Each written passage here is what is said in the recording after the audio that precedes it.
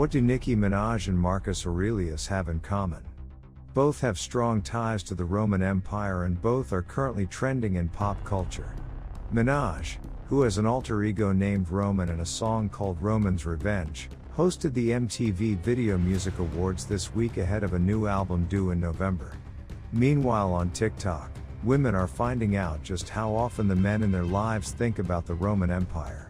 And their answers indicate a frequency that has been shocking to both the women filming the viral videos and viewers who might have erroneously thought Julius Caesar ruled the Roman Empire, though we're not naming names here. In the trend on TikTok, women record interactions with their husbands or boyfriends in which they ask them how often they think about the Roman Empire or to share the last time they thought about it. Based on their answers, if you haven't been thinking about the Roman Empire as frequently as every day or at least 3 to 4 times a month, you're doing it wrong. The men in these videos are serious in their answers, attempting to defend their responses as completely normal when their partners are shocked to learn what a huge part of their interior lives this historical period plays. The amusing disconnect between these couples has contributed to the trend's virality. The hashtag Roman Empire currently has over 893 million views, and the videos have been racking up hundreds of thousands, if not millions, of views across these creators' pages. One compilation video of the most popular videos in the trend has accumulated over 8 million views. According to Insider, the trend's origins might trace back to a Roman reenactor named Gaius Flavius who posted an Instagram reel in August in which he said that women don't realize how often men think about the Roman Empire. He suggested that they ask husband, boyfriend, father, or brother because they will be surprised by their answers. But those whose high school world history courses are buried in the recesses of their minds can take comfort that not every man on their For You page is ancient Rome pilled. In a video with over 1 million views, a woman approaches her husband and asks the question of the hour, and he replies, like the Nicki Minaj album? For fact-checking purposes, there is no album of this name, but the reference to the song still stands. But did you know? They're the twin newborn sons of the war god Mars, and a priestess were sentenced to death by their great-uncle. Romulus and Remus were famously saved by a she-wolf and raised by a poor shepherd. As young men, they set out to establish their own city. But Remus was murdered by his brother in a dispute over its location. As king, Romulus declared Rome an asylum city, which very quickly attracted unsavory characters from across the Italian peninsula. Wives were needed for this mostly male population, so young women were abducted from neighboring cities and tribes, in an act immortalized as the rape of the Sabine women. Progress was slow, but eventually, the wealthy plebeians, or equestrian class, came to have the same rights as the patricians.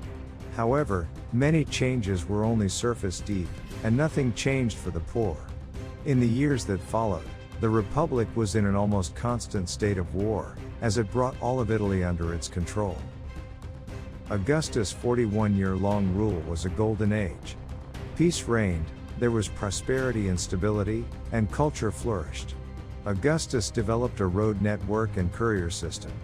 He established both a standing army and the Praetorian Guard, as well as creating dedicated police and firefighting services in Rome. He also embarked on a vast rebuilding project for the city. The empire enlarged dramatically, stretching into Central Europe, and the conquest of Spain was completed. Losing 3 legions in Germania in 9 AD, however, brought an end to Rome's expansion into that province. When Augustus died in 14 AD, his stepson, Tiberius, succeeded him.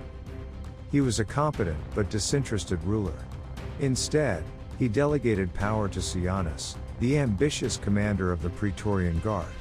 After Sejanus had Tiberius' heirs murdered, the emperor went on to a paranoia-fueled killing spree, convinced he was surrounded by enemies. Ironically, he may have been killed by his successor, Caligula, in 37 AD. Although Caligula was popular at first, soon, his true nature emerged. Over the space of a 4-year rule, he declared himself a living god, executed many people, including family members, and embarked on incestuous liaisons with his sisters. The Praetorian Guard murdered him and appointed his uncle Claudius in his place. Claudius never expected to be emperor. Various physical challenges meant he had lived as a scholar, away from public view. Despite his lack of experience, Claudius was a good administrator, and ordered building many roads, aqueducts, and canals across the empire. During his 13-year reign, the successful conquest of Britain began. In 54 AD, he died, possibly at the hands of his fourth wife, making way for her son, Nero. Everyone knows the story that Nero fiddled while Rome burned. He blamed the devastating Great Fire of 64 AD on the Christians, who were a troublesome sect. The fire distracted the public from the empire's empty coffers due to his overspending. Nero was widely despised, and routinely dispatched his opponents. Eventually, the army and Praetorian Guard mutinied, and the Senate declared him an enemy of Rome, leading to his suicide in 68 AD. The Flavians. Nero left no heir. Over the following year, 4 men vied for the throne. It was the fourth, a general from the equestrian class called Vespasian, who triumphed in 69 AD. Vespasian worked hard during his 10-year reign, restoring the empire's finances and erecting many important buildings, including the symbol of Rome itself, the Colosseum. The looted treasures of the temple in Jerusalem bankrolled much of this building work. Vespasian had been the governor of Judea before becoming emperor, and his son, Titus, made a name for himself by putting down the Jewish resistance in that province. Titus governed for only 2 years before his brother succeeded him in 81 AD. Domitian had an autocratic streak, but seemed to have the support of both the public and the military. Rome prospered under him during his 15-year rule, but he got on the wrong side of court officials who had him murdered. The Nerva-Antonine dynasty, the 2nd century AD, was an era of relative stability under the Nerva-Antonine emperors.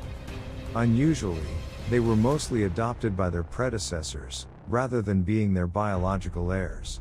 They included men such as Trajan, a charismatic military commander; Sawyer, who expanded the empire from the Caspian Sea all the way to Scotland; Hadrian, whose famous wall formed a bulwark against marauding Scottish tribes in Britannia; and the philosopher-warrior Marcus Aurelius. His son, Commodus, was an incompetent egomaniac who fancied himself a gladiator. He was strangled by his trainer on the orders of the Praetorian prefect in 192 AD. The late Roman Empire. Comnenus' death was the opening act in a century-long period known as the Imperial Crisis. 29 emperors came to power through plots and violent death over 5 decades. In 284 AD, Diocletian, a former soldier, sought to end the chaos. It's available as an e-book, paperback, and audiobook. Also, if you enjoyed the video, please hit the like button and subscribe for more videos like this.